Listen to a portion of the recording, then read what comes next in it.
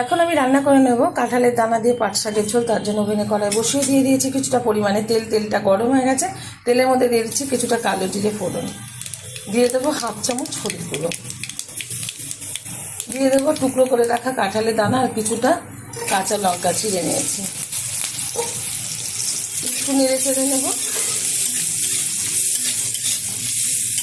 এরকম কাঁঠালের দানা দিয়ে কিন্তু পাট শাকের ঝোল অনেকেই পছন্দ করে থাকে। যারা পছন্দ করে থাকে তারা অবশ্যই রেসিপিটা একটা ট্রাই করবেন। আশা করি ভালো লাগবে। ভালো লাগলে চ্যানেলটিকে সাবস্ক্রাইব করবেন, লাইক করবেন, শেয়ার করবেন। গরম গরম ভাতের সাথে এরকম পাট শাকের ঝোল কাঁঠালের দানা দিয়ে ভীষণ ভালো লাগে। এখন দিয়ে দেবো এর মধ্যে ধুয়ে রাখা পাট শাক, বেশি কুচাইনি, একটু নেড়ে নিচ্ছি।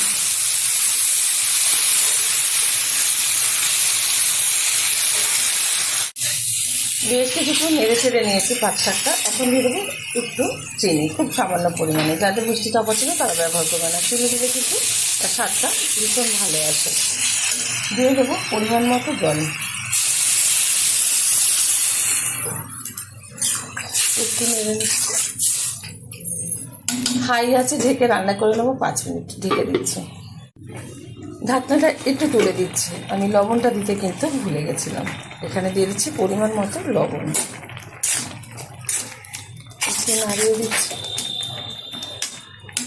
1 মিনিটও হয়নি, তার আগে কিন্তু আমি ঢাকনাটা তুলে দিয়েছি। আবারও ঢেকে দিচ্ছি 4 মিনিটের জন্য। ঢাকনাটা তুলে দিচ্ছি। খুব সুন্দরভাবে কিন্তু পাট শাকের ঝোলটা হয়ে গেছে। আর এদিকে খুব ভালোভাবে কাঁঠালের দানাগুলো সিদ্ধ হয়ে গেছে। নামিয়ে ঢেলে দেবো একটা পাত্রে। গরম গরম ভাতের সাথে সার্ভ করব। তার আগে দেখিয়ে দিই, এখানে কিন্তু অলরেডি গরম গরম ভাত তৈরি হচ্ছে। নামিয়ে ঢেলে দিচ্ছি একটা পাত্রে। অবশ্যই এরকম একটা রেসিপি ট্রাই করবেন।